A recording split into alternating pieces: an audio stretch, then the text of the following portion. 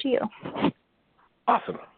Thank you very much, Katana, and thanks everybody for taking some time out of your day to join us in the presentation here.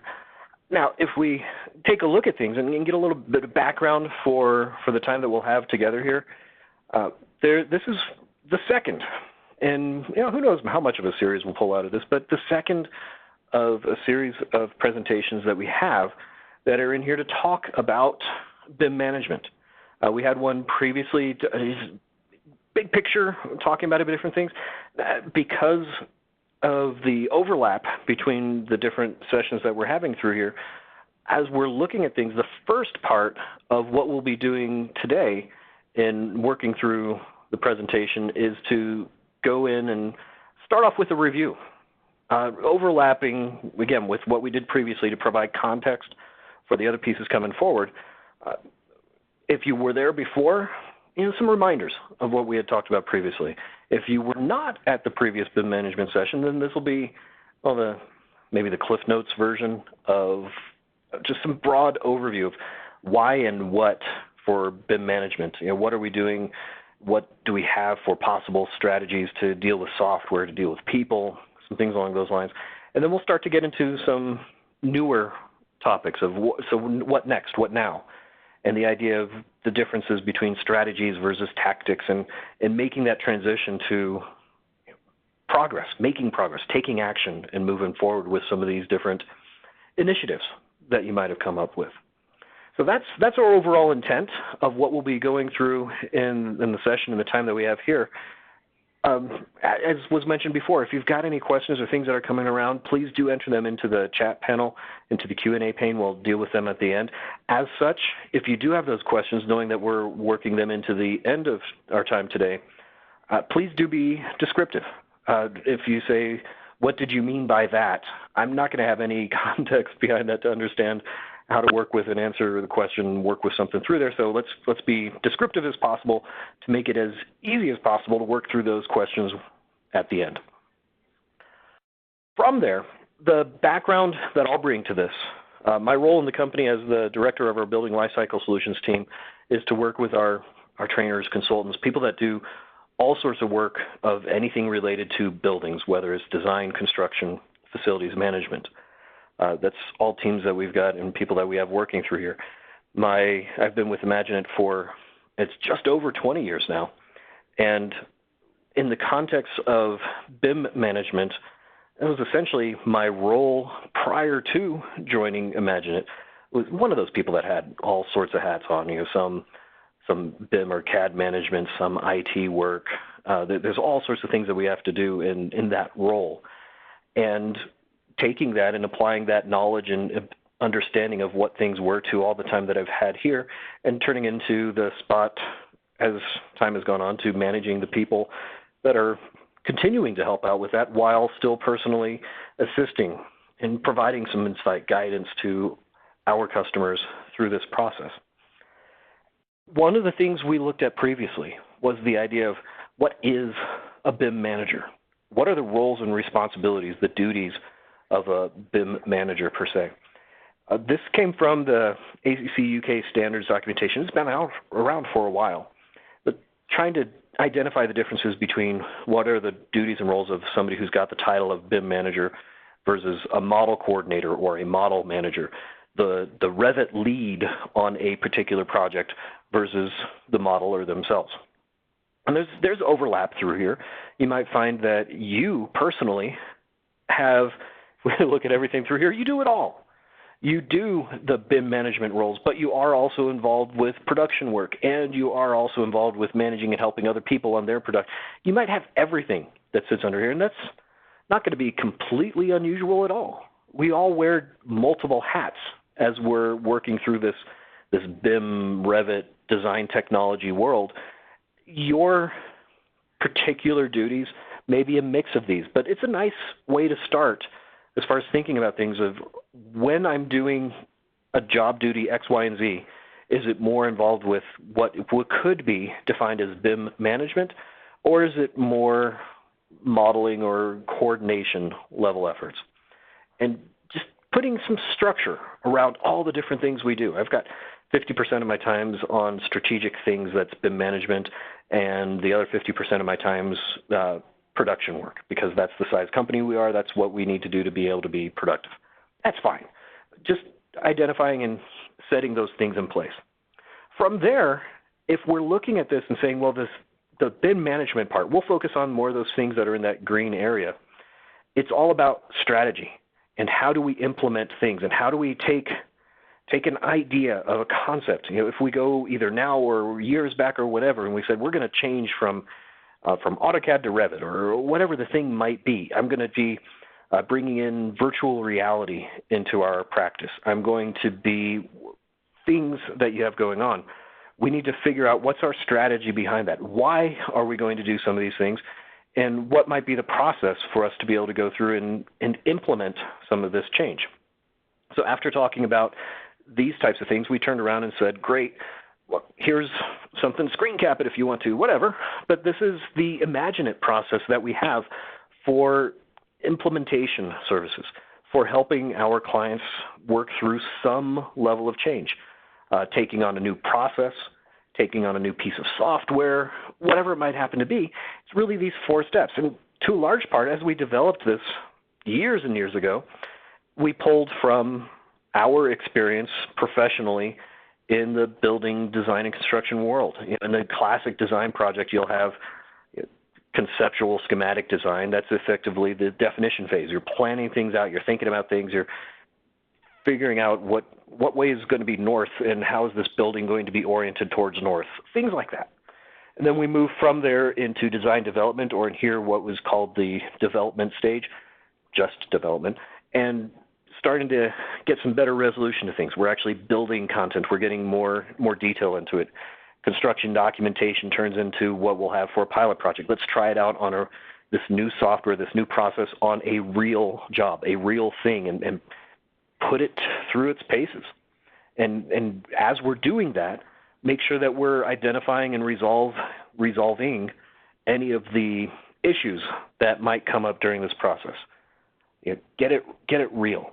And then moving on, construction administration into production work, where we take, instead of just one project, one place where we're implementing this new technology, let's get it out to everybody. And so taking those similar types of things that we had in professional practice, applying it to how we approach implementing some type of a technology change. And we've done it over and over and over again, so we know this is something that works. We have a part of our TakeAIM strategy, just as the branding for that, assured implementation methodology. It makes sure that we can make this happen over and over and over again, and it does work. Once we have an idea of how we're going to be able to apply change and take this concept into what we might do for, again, process, for software, for other types of things, that's cool. But a part of BIM management is not just dealing with software, as much as we might love for it to be that some days, because software is perhaps more understandable than people can be. We do have to deal with people. There's a personal aspect to BIM management, because the people are more important than the software. If the people aren't there and working with you, then it's a major uphill battle, and it's not a happy place to be. It's not a good place. So taking that into the software side, when we're looking at the software end and working our way towards that people piece, make sure that you know what your business's core objectives are. If you're a firm that does custom residential and multifamily, that's your market niche. Don't base what you're doing off of what other people are accomplishing when they're creating stadiums. Keep it core to what your business is. Now, if your company wants to expand and merge into different markets, that's part of the business plan. Let's go. Let's start taking a look at those things about stadiums at that point. But let's make sure that you're aligned with your core business, with where your senior leadership is seeing the company go. As you're doing that, making sure you stay in touch with software trends, attending lots of webinars like this one, or other software presentations that we'll have on Autodesk technology, on the utilities that we create for Revit, on the Clarity product, on facilities management and Archibus and whatever. Just stay up to date with technology. What types of things are out there? It's not that you're going to use it all, but just be aware so that you can help make informed decisions. And as you're looking at that, there's, again, snip this out of there. The applicability of software. Go through those steps. There's your checklist. Whether we're talking about new software to you or we're thinking about, is it worth upgrading? Is it worth going from Revit 2019 to Revit 2020? Maybe yes, maybe no. Let's figure it out. Look at these things. How does it affect your capability or your effectiveness? How does it help out with learning in different resources? Let's go through all these things and make sure you've got it right and deploy it. Get it out there. Follow that step, those processes that we have of define, development, pilot project, and then get it out to everybody. Let's do those things. Following that, and again, believe it or not, this is the Cliff Notes version of all those different things. We're going through it nice and fast. As we're looking at this then, getting to the next stop of people. So we've finished up with software. We're moving into people. And as we're looking at people, it is important. Leadership and learning, indispensable to each other. One of my mentors, Andy Robinson, just constant statement that he would have of people are messy. Things get messy because we're human. We're only human. We can't expect everything to be perfect all the time. So when stuff happens, that's fine. Let's work through it, get to that resolution, find a way to get through it positively together as much as we can, and get to that next stage. Sometimes in a worst case scenario, that positive piece of what that next step is maybe we don't really need to be working together. And as a positive way, what was that better place that this other person or you can be in? But let's work through that. People are messy. Don't expect it to go perfect. And let's work through that mess together. Some things that I've come across over my years of managing people, managing projects and software, just items that have worked for me to be able to help out with developing and working with a team of consultants. And in my case, it's working with a group of people that I don't get to see face-to-face very often because I might be in a different city than some of my staff. So whether you're in the same city or you're working across multiple offices and you see each other in video chats or when you have company get-togethers or whatever, this applies no matter what. Compassion and empathy cannot be underrated. It can't be the only driving force in what you've got going on, but it is absolutely, in my opinion, it is absolutely essential to know where that other person is coming from so you know their perspective of why are they saying or doing whatever is going on so that we can understand it and either say, oh, that makes sense, or I get where you're coming from. Here's where we need to shift perception and change behaviors. But it's all about that piece of coming back for empathy, making sure we've got tactics and keeping it smart, and we'll talk about smart again a little bit later. Find Your Why from Simon, I think it's Sinek, whether you read the book or watch some of his presentations, be it TED or YouTube or wherever, some really, really good things to be thinking about. It's not just what you are doing that matters. What is most important is why are you doing this? If you can't figure out why you're doing something, then we need to step back and pause for a second and see what is the motivation. Why are you going about doing something so we can make it real and have some skin in the game, some buy-in from everybody around you. If I'm working with a bunch of people and we all know why we're going about whatever the task is at hand, then it'll be that much easier for us to make logical, intelligent decisions when we end up inevitably running into some type of challenge along our way. Sometimes the why might be as simple as, I'm doing this for a paycheck so that I can pay bills and have a home and raise a family, or I need to do this so I can get a car and get out of this city. Whatever it might happen to be, there's a why, there's a motivation behind these things. And once you have that motivation, we can start leveraging that to gain into passion, to getting things done. So there was more than just that, but those were the major types of topics that we had discussed when getting through our first session on BIM management. The focus there was taking our time and making sure we understood what are the different types of things we can do, what are the things that we need to focus on as we're looking at BIM management of the personal activities that I need to go through to work with my company in this leadership role, whether we're talking about software, whether we're talking about people. There's other things we got into in greater detail. Go look at that recording at some point in time later on if you need to. It talks about motivation. We've got all sorts of fun things, but it's a Reader's Digest version of that. Once we have all those pieces in place, the intent that we have going forward in the time today is getting into a deeper part of how do we take the understanding of what our job duties are and the different things we need to think about while going through the steps, go through the paces of our job. What do we do to turn those conceptual things into actionable items? How do we make that transition to the next piece? And that comes in as this overall idea of the difference between vision, strategy, and tactics. A few different ways we're blowing it out here, but it really comes down to the vision is that why part. Finding your why is so important as a company, as an individual. Taking that vision, that understanding of the big picture of why are we doing this? Why did you move to Revit? Sometimes the reason of why you as a company, you as a firm made the move to Revit is because your competition did, so it seems like that's the way everybody's going. We don't want to fall behind, so let's go. It might be a weak why. There's maybe some better, you could maybe dig deeper and find a more internal, meaningful reason for why. But that could be it.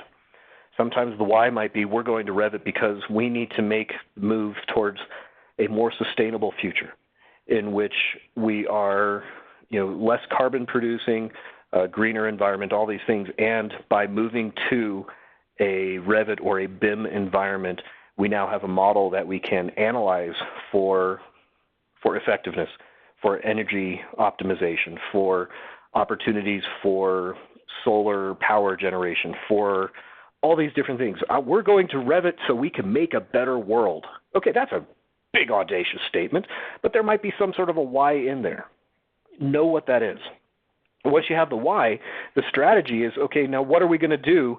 What are the steps to do there? So if we take a look at that, and why is I'm going to make a better world. Okay, what is the strategy for that? We're going to leverage BIM. The overall plan, as it says in that first column, and the strategy involves tactics, but it's the big picture. Excuse me. It's going to happen over time. But what's the methods that we're going to use to get there? Okay, so we're going to build models. We're going to analyze the models. We're going to provide our customers better detail on the things that we're doing. Maybe your vision of why is we want to do this because I've got a vision of growing the company by 50%. There's a why. What are we going to do for that? Well, we need to implement the latest and greatest technology. That way we can lure more talented people because they'll see what we're doing on the bleeding edge of technology and say, ooh, I want to do that too. And we'll use that to lure in people, win jobs, all this stuff. So that becomes a motivating reason. Your vision of why moves into the strategy of what are you going to do to achieve that vision. And then our tactics go into the individual actionable items that we can use to do that. So if we're going back to the make a better world environment, we're going to go ahead and we're going to move to Revit so we can model things better. Okay, well, if I'm doing that, that means on a tactical basis, I need to go ahead and start creating a library of building materials with appropriate insulative values so that as I'm doing my different calculations, they will be accurate and correct. I need to go through and, well, like it says here, create families that are aligned with the strategy so they've got the right data points inside them for the sake of these calculations. I am going to go through and deliver training sessions for my staff on how to model effectively in a Revit environment so that we can take this data into Green Building Studio, into Insight, into 3D Studio Max for lighting analysis, into all these different tools. And we're getting to those actionable things. And you might even go so far as to say, I'm going to do this class on July 17th. Hopefully that's not a Saturday or a Sunday. But getting into as much detail as is reasonable and you can for what are the tactical, individual, actionable items that we can take on to achieve the strategy toward achieving your vision, your overall goal. And that's the idea of just breaking things down into those component pieces so that we can make those steps forward. And talking about tactics versus strategy is that focus that we've got the rest of the time here. If we take that concept of strategy and tactics and apply it to that IMAGINiT implementation process, that gets us to a spot of saying, well, we're really focusing in on that definition stage. That's that analysis of your existing environment. If we're going to be growing the company by X% because we just see a way that we can serve the community, our client base, that much more, okay, well, what's your current environment look like? Are there any roadblocks or speed bumps that are going to be putting extra challenges in place to prevent you from getting to that growth? Is getting to that growth the fact of, we want to grow by 50%, but we need more clients to do that. Okay, let's know those things. I'm going to be building a better world. What are your challenges? Well, we don't have any of the software. Okay, there's a little bit of a stumbling block, but we can fix that part. We've got the software, but we know that Insight and Green Building Studio exist, but I don't know what does it mean to model effectively for energy analysis? Okay, guess what? We can help you with that. We've got a few of our clients recently have come to us and said, hey, I want a class on Autodesk Insight. Well, that's easy. 15, 30 minutes with me and you, that's done. But creating a model that's worthy of being thrown into Insight for that analysis, there's a little bit more interesting things, and we'll spend some time talking about that with our customers to make sure that they've got that piece in place. So what are we doing? How are we going to change things inside the company? What are we changing for that overall vision to be achieved? And getting into this, so that's that why, what, and how that we just saw before. Why are we changing something? Make sure you keep that vision and who you are as a company, who you are as an individual at the core and the center of what you're looking at. Then what are we changing to do that? Is it a software change? Is it going to be a process change? Is it whatever? And then how are we going to take those individual steps? We talked about some of those steps just now in those two examples, but that's all planning. We actually haven't taken a step forward yet. We're in that definition phase, defining that strategy, the vision, and defining the tactics, if you can, to be able to get to where is next. Adding and helping out with this when we're talking about these things, the next stage through here from an IMAGINiT side, if we're helping our clients go through this process, and we do this all the time with different customers in different places, in our lingo and in our terminology, we'll call it a strategic process review. Just finished one for a customer in Florida. We're going through one with a customer up in Northeast U.S., one up in Canada right now. It's all over the place. This is the idea. We're at a spot. We're talking with you. We're working with our clients, our customers, with you, to figure out this is where we are. How do we improve our business to get to where we want to be? And that's the strategic process review. It's, as we see here, defining that as-is state, making sure we've also defined and developed what do you want it to be? What is that ideal situation? What's your why? What's your vision that you're getting into? And based off of that gap of where you are now and where you want to be, let's go ahead and make some recommendations for software, for process, for procedure. Take a look at the tools, and do you have all the tools that you need now and just leverage them in a different way? Do you need to acquire some different tools to be able to achieve your vision of things? What's that look like? How do we get from where you are to where you want to be? And the findings for that can be as simple as we met for a little while, and at the end of the day, at the end of a day plus, we got another day where we're banging heads with a couple consultants off-site, come back to you and just have a simple presentation of findings. Here's our recommendations, PowerPoint presentation, whatever it happens to be. Or we can go so far as to give full-on documentation, 50-page document with color glossy photographs and a description on the back of each. Whatever it might happen to need to be, we can go ahead and develop and provide those findings, those recommendations back to you. In the end, you as a business, if you're engaging with IMAGINiT to help out with that, or you're doing it internally, if you're going through that, it becomes your responsibility to make sure that you've now analyzed the available data so you can make a proper and informed business decision. That business decision might be, you know what, in the end, making that change to hit that vision is not practical for us to do today. It might be practical 6 months from now, a year from now, whatever sort of time, but because of the barriers in place, we've got not the right staff. We want to do that, but the technology doesn't allow for a hologram of a building to be projected onto the building site yet, so we can't do that yet. We'll have to wait a little while for technology to catch up to our vision. Whatever those things might happen to be, or yes, we've got this. Let's hit the ground running starting tomorrow. We've got the information, you've got the plan, you've got that roadmap on how you're going to be going forward, what we're going to do to make those steps practical, real, and achievable for you, for your team.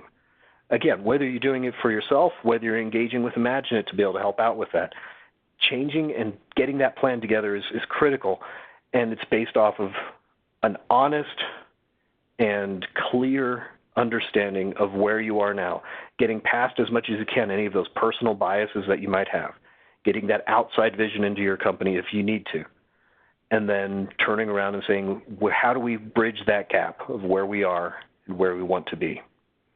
From that overall IMAGINiT TakeAIM process that we've got going on, I said we come back to this a few times, that really is a blending of that definition and development stage, because at this part now, we're doing a little bit more than just planning and processing. We're getting to a spot where we're making some lists, right?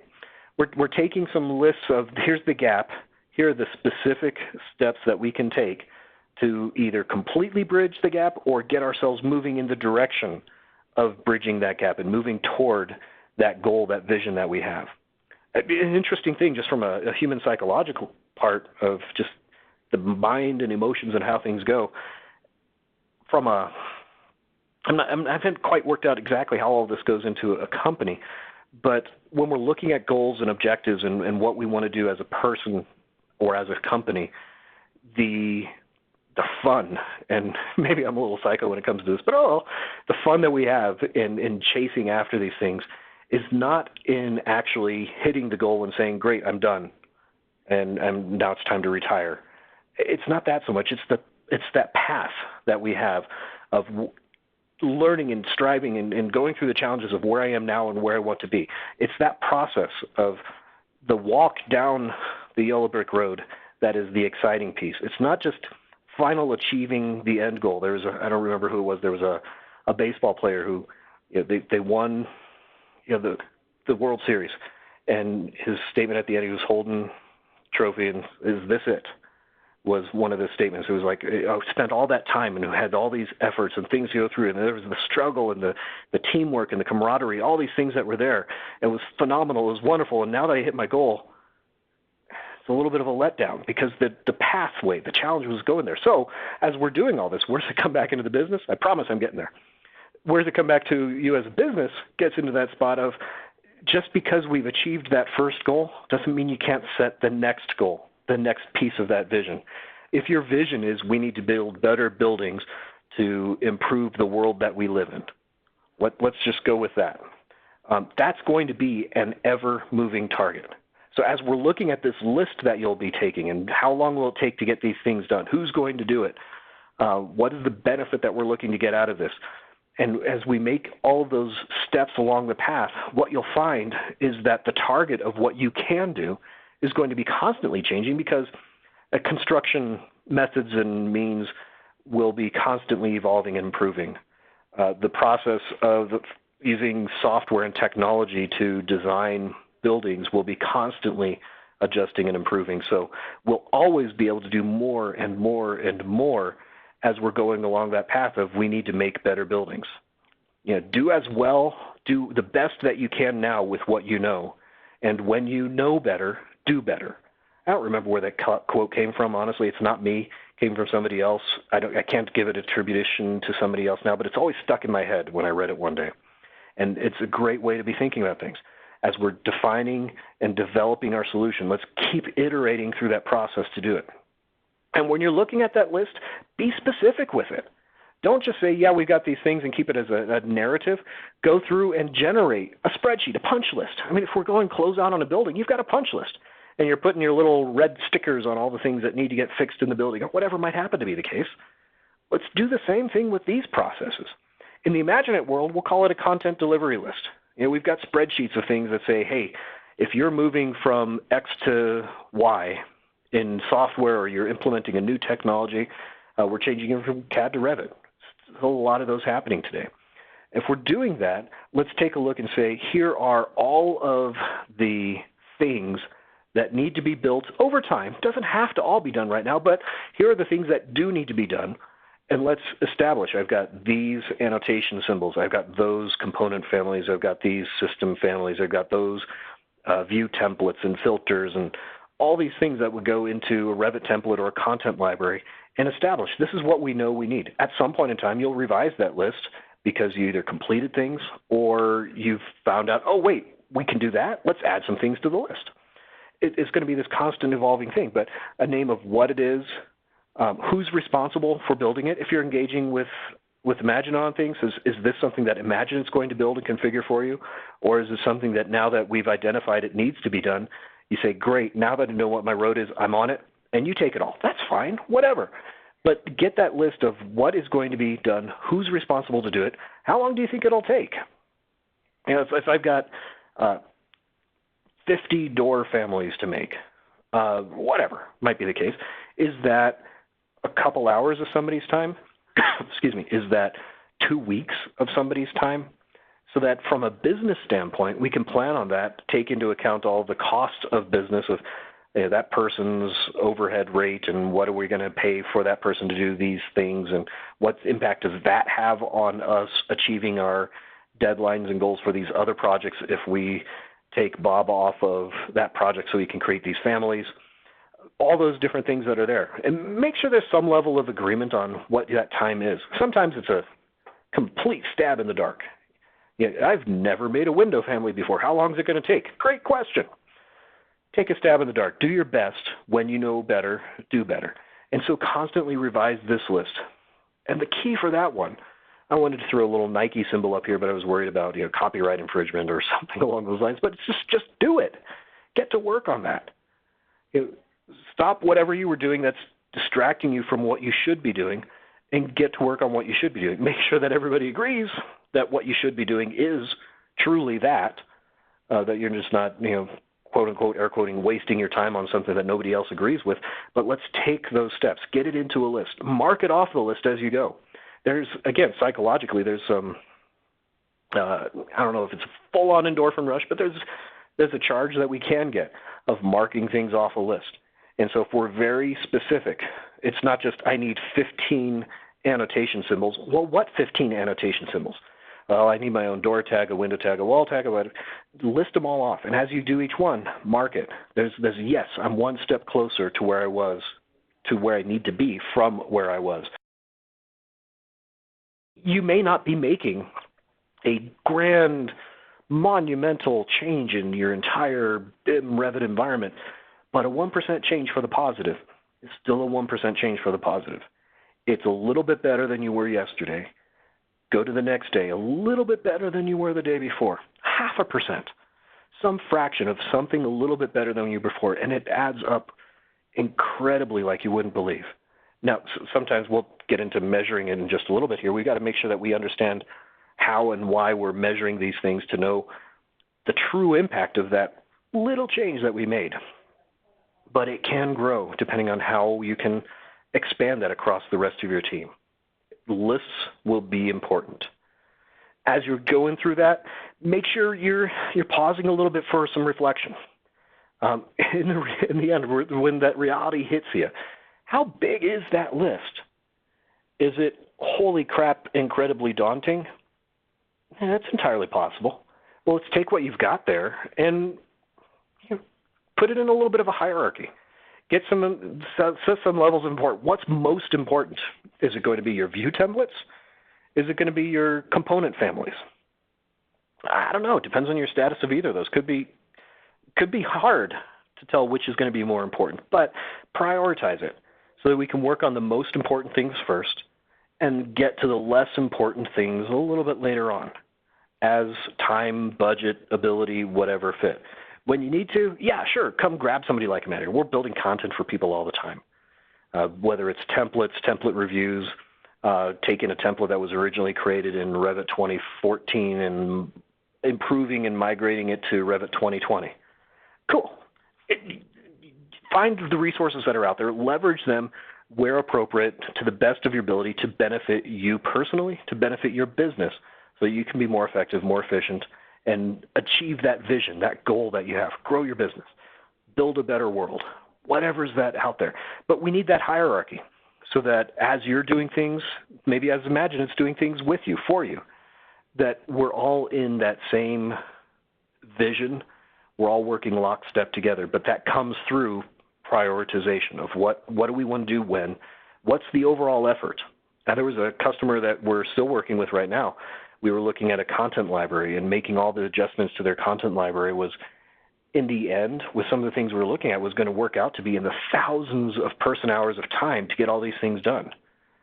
You know, once we got to that spot, it was like, oh, hold on, let's back up a little bit, and how can we put this into bite-sized manageable chunks? Because there's no way, absolutely no way, we're going to push through thousands of hours of billable time getting this content library. That's our dream, but we're not going to get through that. There's no way senior management's going to approve that budget. So how can we chunk it into manageable sizes? And so that was the next step. There was a situation with a couple of different clients we've had at various times over the years, double handful perhaps, where we're looking at a big, great goal, big audacious goal, a bag. And it's a wonderful thing. We talk about it, the vision, the idea of that. It's wonderful. But is it practical? Is it real? If we're looking at these things, the hologram on the construction site, okay, that's not real. But what would it take to get there? Or what little pieces could we do? Well, maybe instead of a hologram projected onto the construction site, we're doing something more of a augmented reality piece instead. Well, okay, that's got some possibilities to it, but how do we know it'll really work for us in our situation? So maybe there's a spot there where you're looking at doing a proof of concept.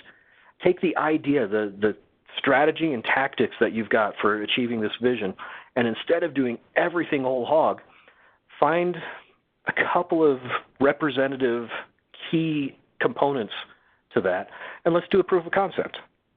Based off of that proof of concept, we'll identify what's real and works great exactly as we expected. What are we missing a little bit on? And we need to come around and revise what we've got going on a little bit better. And where are there places like, wow, this isn't going to work at all. And you can get to that stopping point and refigure how you're going to achieve your vision before spending gobs and gobs of time and money on something that really wasn't going to work in the end. Proof of concepts are a great way to be able to get through that.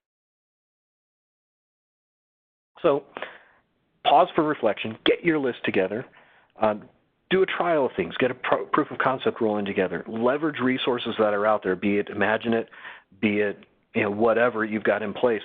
Let's work together to set that vision, to achieve that vision that you've got rolling out there. There's the idea then, if we need to turn this around and have it become something that we want to say, was it worthwhile? We did all these things. We got this vision. We've made progress towards that vision. At least we think we did. Was it worthwhile? How do we know, and can we measure against that? That goes, at least in part, back to that whole idea of SMART goals. I've seen in probably many, many different ways if you've been involved with business for different whiles, goalposts and SMARTs and this and that and the other. But it really does make sense. Make sure as you're setting yourself up for those strategies and those tactics that what you're doing is specific. It is something that, as much as possible, does become measurable. And sometimes in the things that we're doing, we want to grow our business 25%. Okay, that's pretty measurable. This is what you figure out if you're talking, are we measuring in terms of revenue to the company, number of staff, number of projects, what's your measuring stick? That's pretty easy to identify and keep track of. If we're saying, I want to make a better world, okay, how are you going to measure that? There's ways you can do it. I'm not saying don't go and think of that type of a goal or a vision of things, but how are you going to measure it? Are you going to have a better world by being able to look back 5 years from now and say, hey, we went from creating buildings that had no LEED certification to buildings that are X, Y, and Z certification on a regular basis. That's how we're going to measure if we were productive, or we hit ISO certification, whatever. Or there's ways we can do that, but make sure you're thinking about that as you're setting your strategy, as you're setting your tactics. Identify and document what that measurement will be. If you want to break it down to something a little less lofty, I want to make a change in how we're dealing with software and technology so that our software of choice, whatever it happens to be, AutoCAD, Revit, whatever, is a more stable design, drafting, modeling environment than it was before. We're crashing left off and fewer complaints coming from staff about the performance of our systems. There's a few ways you can do that. Okay, cool. That becomes something that's measurable then. You're going to measure a better BIM environment based off of the performance and the stability, lack of crashing that you have inside your systems. So that might involve going through and setting up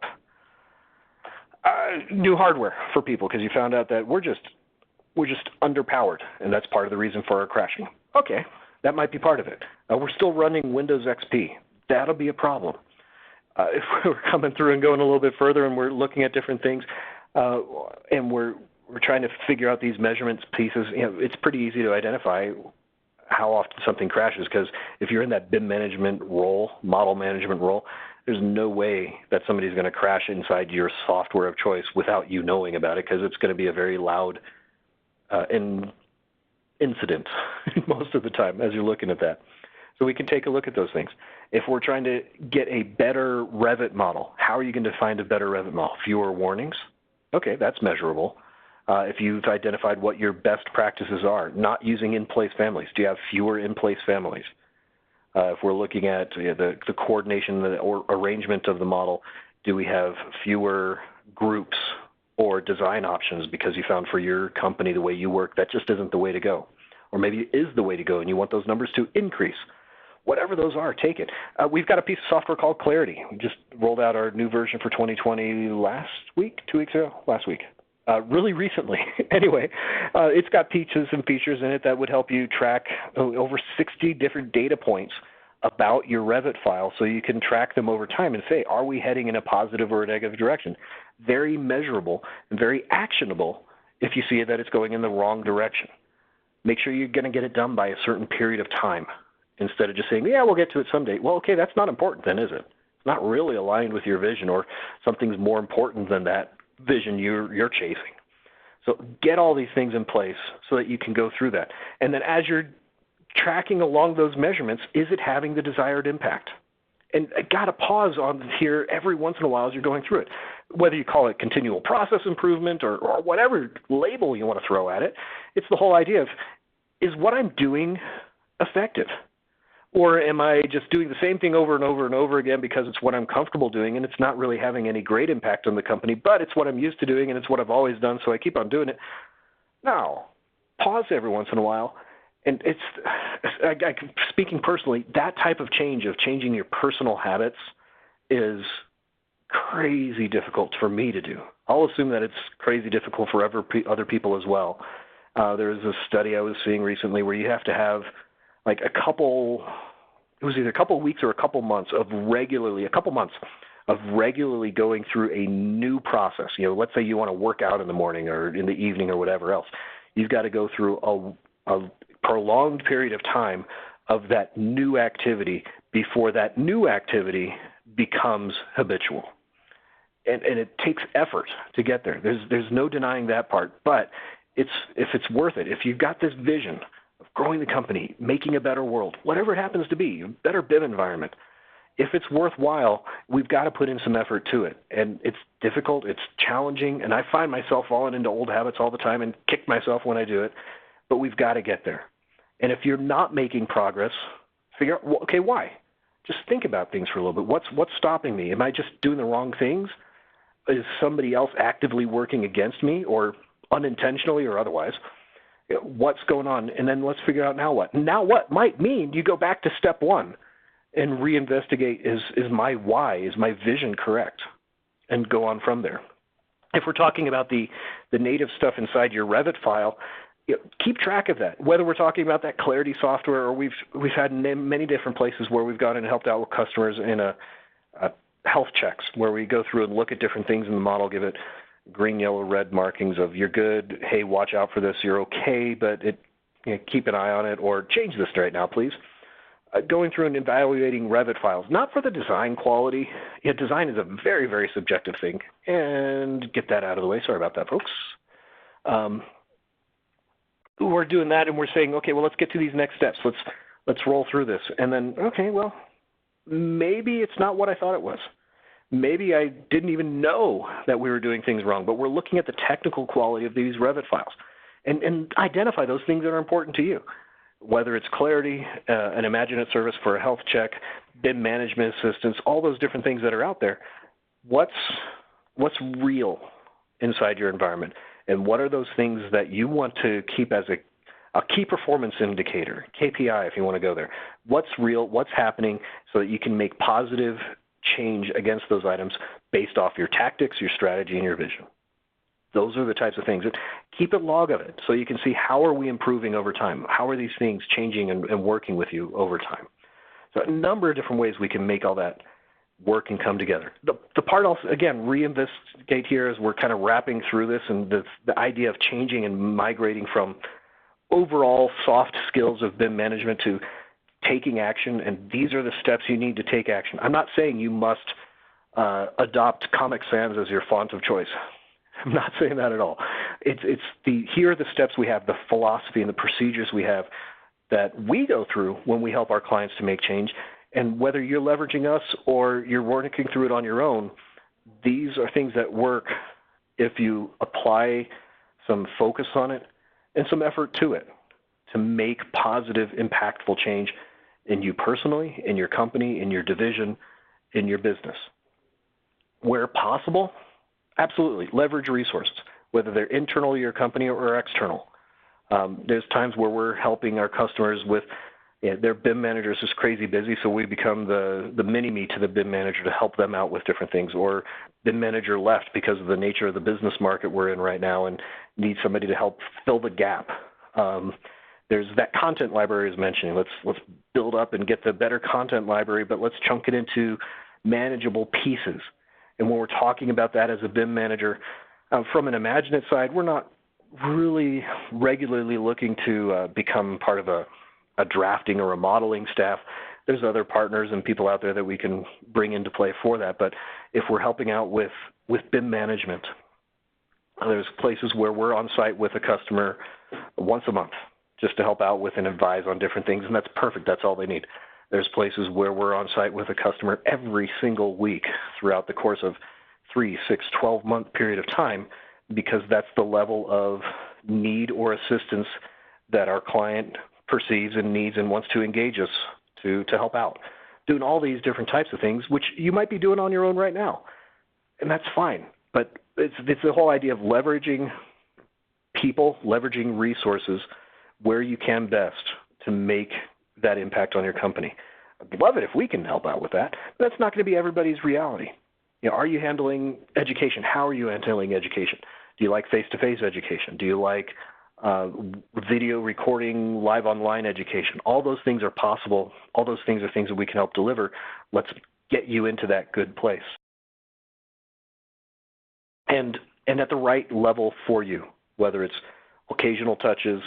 There's clients that tell us, hey, call me once a year when my subscription is due. Other than that, leave me alone. Okay. There's places where I mentioned other times where we're touching every single week as we're going through this. Places where we just need to have a support contract. Give us an e-learning portal. All those different items take into account. If you're curious how these might work for you, get in touch with us. Let us know how we can help you with any of those elements. Where the right fit of that relationship between you, your firm, and IMAGINiT might happen to be. And just as a couple of comments or things, we had this on the last presentation as well, but the whole idea, we've got 3 different groups here that had 3 different levels of integration with us and others with published success stories that we have out there, so I'm allowed to put this into the mix. But let's take a look at these things. Let's go through that planning process.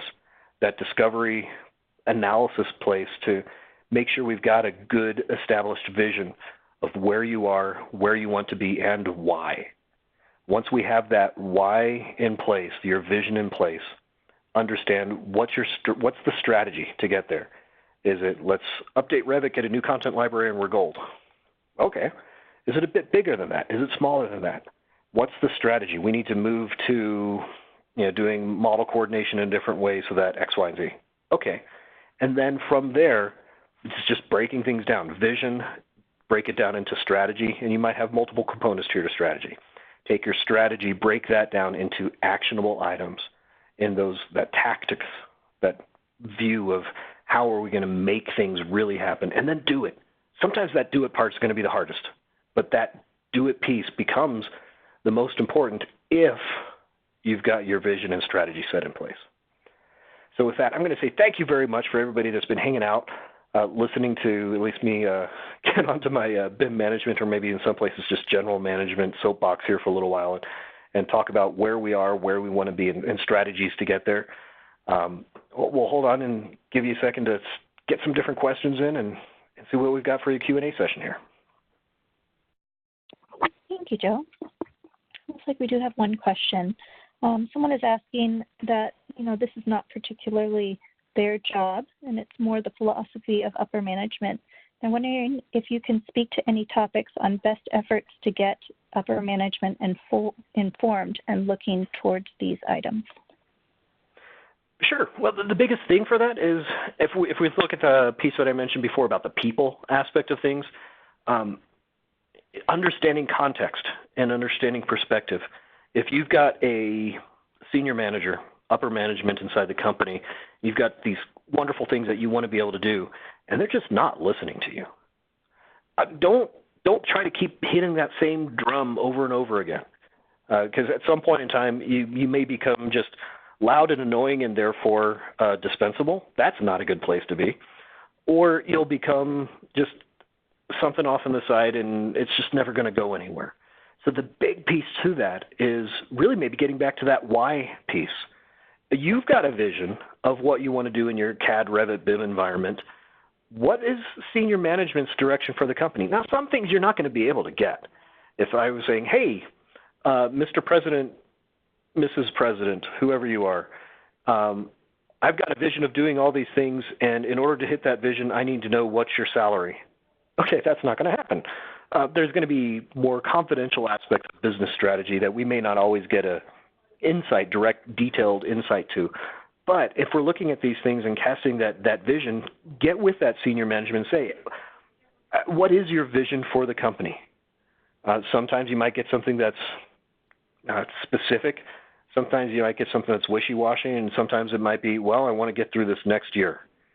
We're really busy. I just want to get through the next year. And in a building in a friendly way, maybe the follow-up question for that is, cool, I agree. We're crazy busy.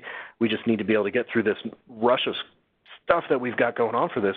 But once we get past that, what's the vision you have for the company? Do you want us to be able to stay where we are? You're at a happy place as far as the size and organization of the organization is, the company, your firm?